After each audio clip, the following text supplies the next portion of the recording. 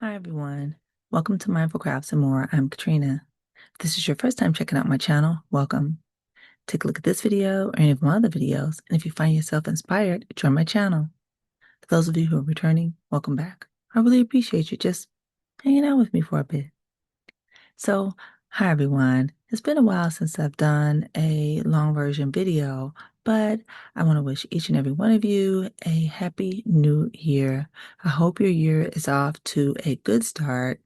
I have been working on some things. I've been away, and trying to get things done and get the long videos has been a little bit much, but I have been sharing with you some shorts.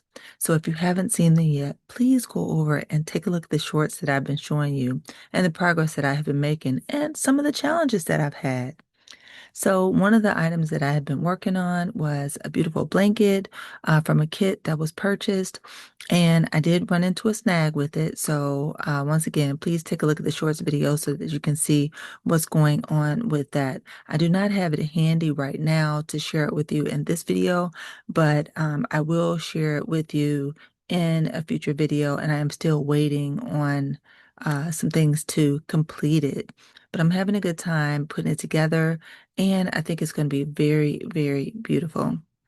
All right, so now the next thing that I have been working on is something that I did not complete before the end of last year, and that was a beautiful faux swag sweater. And it's called Crazy 8 Faux Swag Sweater, and it's designed by Jay over at Jay's Knit and Pearl Jam. So if you recall from my previous videos, I was inspired because I was contacted by the beautiful Setta over at Setta's Place, and she asked if I would like to participate in the knit along. And I took a look at it and thought it was just so beautiful. So I started working on it.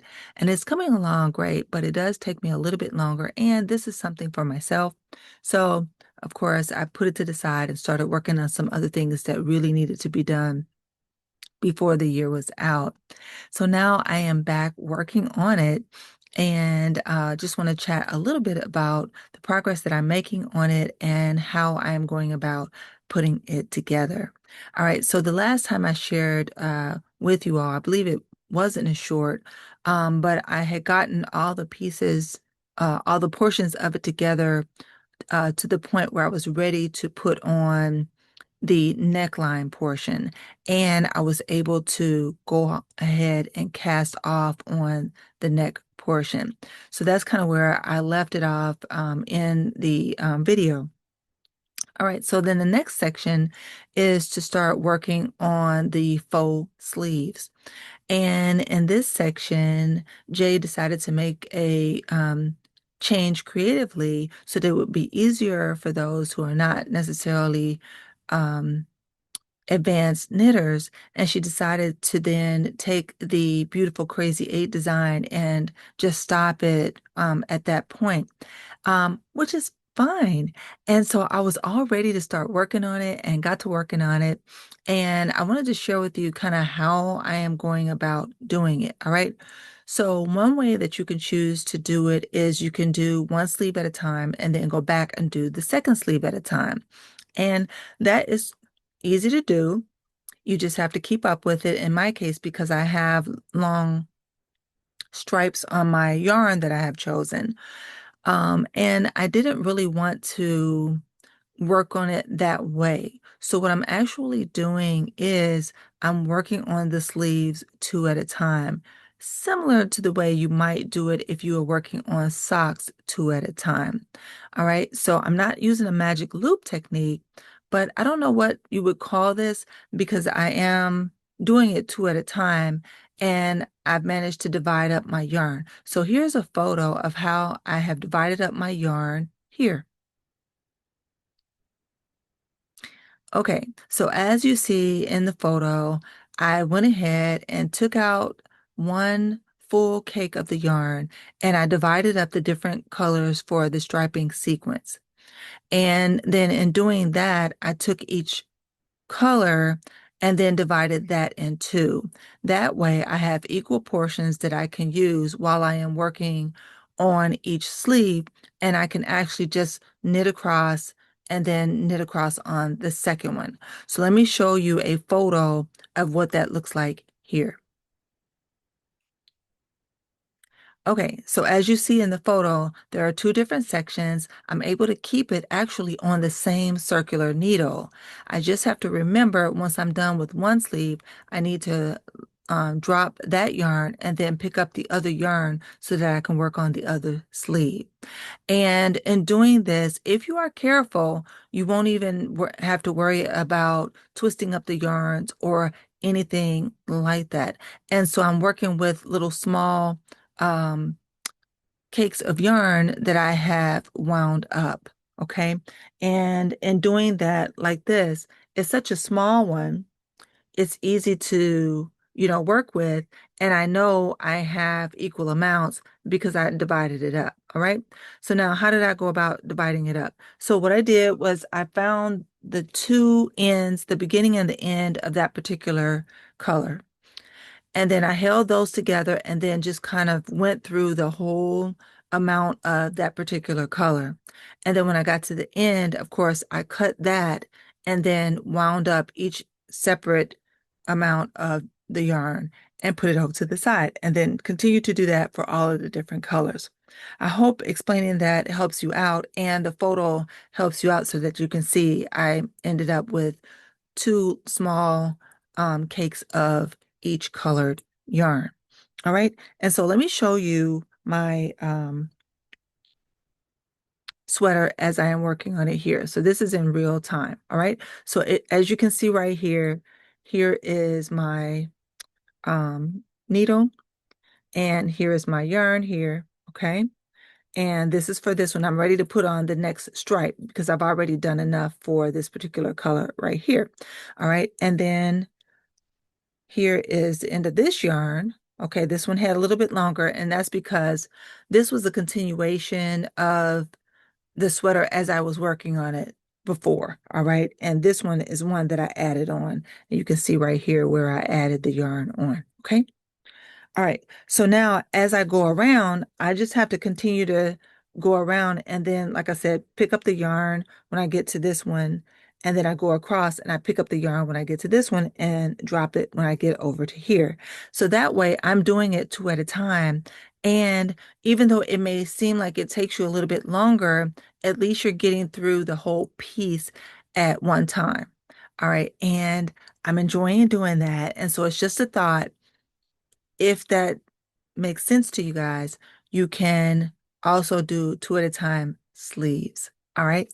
Okay, so I'm gonna keep working on it, and I have to get to so many rows and so many repeats of this right here because you're counting these ridges as you're doing this. Jay's instructions are very, very good. She takes you through it and she tries to be so thoughtful of all the different questions that you may come up with to help you out along the way. Now, I want to go ahead and get this done because she has put out another video for her plans for the year, and she has some beautiful designs that she is going to share with us that will inspire us to do some more knitting. So I want to get this done first, and then we shall see how I can go about trying to incorporate some of those beautiful designs into my wardrobe as well. All right. So if you haven't met her yet, please go over and check out Jay over at Jay's Knit and Pearl Jam. Also, don't forget, please check out Setta over at Setta's Place because she's doing some beautiful things also. And I'm sure they are going to inspire you. Okay. All right. So that's it for this one. I'm going to keep working on it and I'll share my progress as I continue to go along. Okay. So next, I wanted to share with you something that I am doing along with my yarny bestie, Pricilla, over at Distinctively Handcrafted. We thought that it might be a good idea to challenge ourselves to make one hat per week.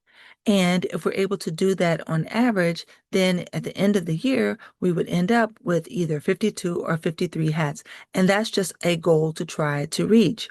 The hats can be made in any way. There's no specifics or anything like that. Just trying to set that goal for approximately one hat per week is the idea.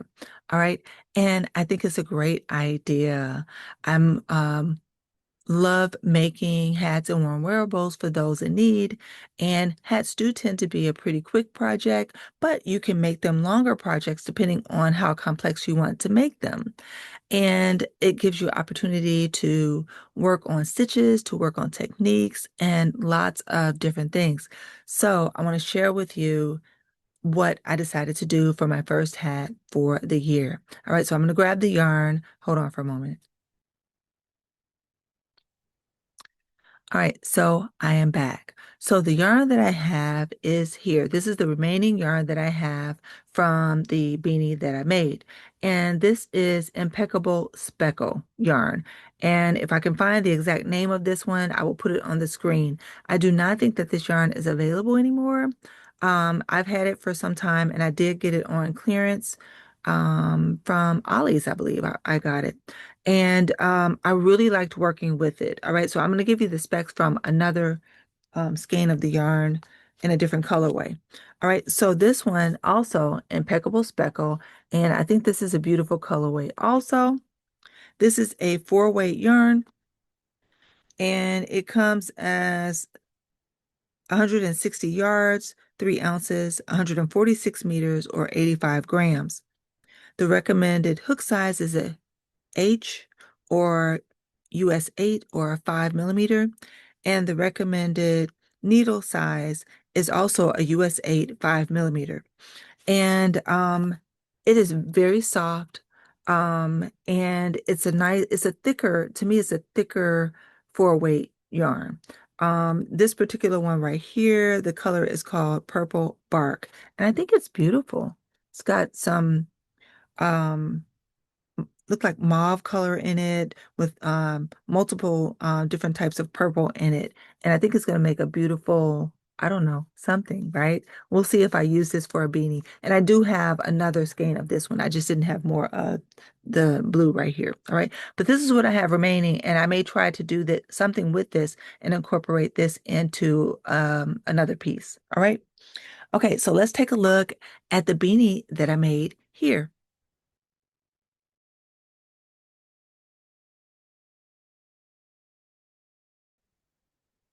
I am back. Isn't it beautiful?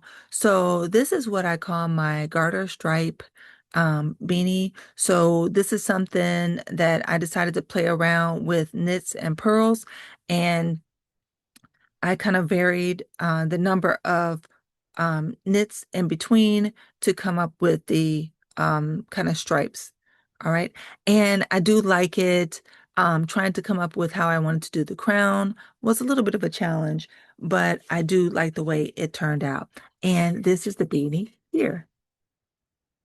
All right. So it turned out great. All right. So I did a 2x2 rib for the brim portion. And this one is more of a slouchy style. But as you see here, I have my garter stripes here. And that's because here is stockinette stitch. And then every so often I did the stripes here. All right.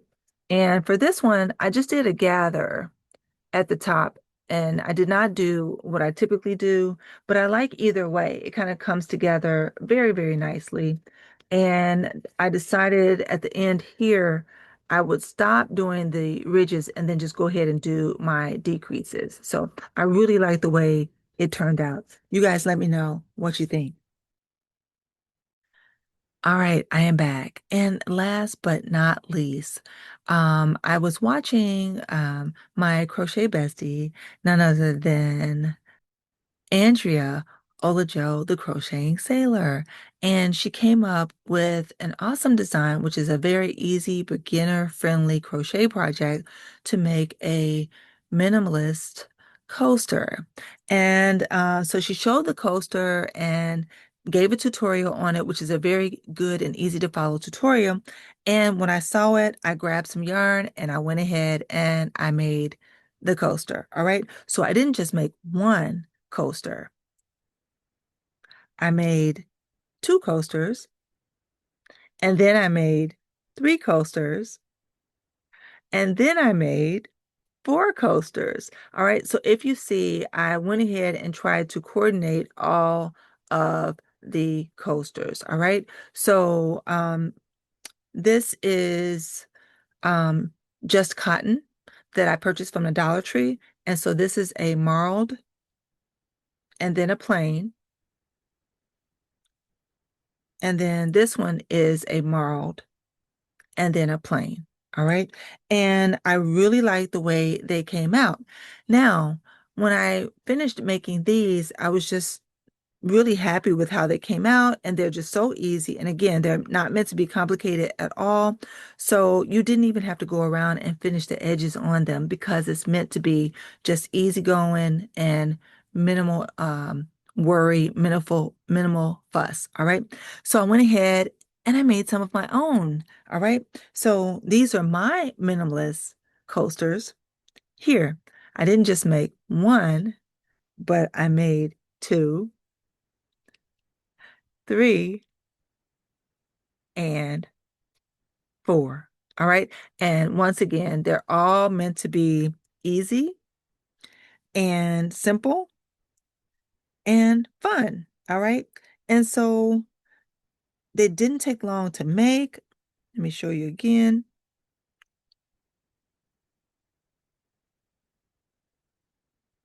Okay, here we go. They did not take long to make. And they're easy, okay? And you're learning techniques as you go, okay? So for this one, you're learning a new stitch that you have to do, and you have to watch Andrea's video. So I will link that in the description box below so that you can go to it and perhaps make some for yourself or for someone. And for mine, you are learning how to do circular increases. And again, I just made it simple, and I didn't even have to worry about finishing the edges or anything. I just ended it off just like that because these are minimal. All right. And so I want to say thank you so much to Andrea for the inspiration to come up with these because they're just so easy. If you would like to know how I made them, please let me know in the comment section, and then I can see if I can come together and show you exactly what I did to make these. Like I said, they are very easy. They don't take long to do, and it is teaching you increases, a basic beginner project. All right. So very nice, very easy. And again, thank you so much, Andrea, for your beautiful tutorial and for the inspiration. All right. Um, those are all the things that I have for today. I know that was quite a bit, but it's been a while and I hadn't had an opportunity to sit down and actually get a longer form video for you. So I hope you enjoyed it. Again, I hope each and every one of you had a wonderful start to your year. And I hope that if your year has started out a little slower, that things kind of pick up for you and that things look a little bit brighter. All right. So I would love to see you guys very soon. So I'm going to keep working on the projects and making some more hats. I've already had my second one, but I don't have it here to show it to you right now. But I already have my second hat completed. And yeah, so I'll share that with you in an upcoming video, okay? So to each and every one of you, please do everything you can to be mindful, do everything you can to be at your best health, and by all means, continue to be crafty every day. Share your gifts, be inspiring, and be inspired. I want each and every one of you to have a wonderful, wonderful rest of your week. All right. So until I see you in one of my videos or one of yours, take care. Okay. Bye bye.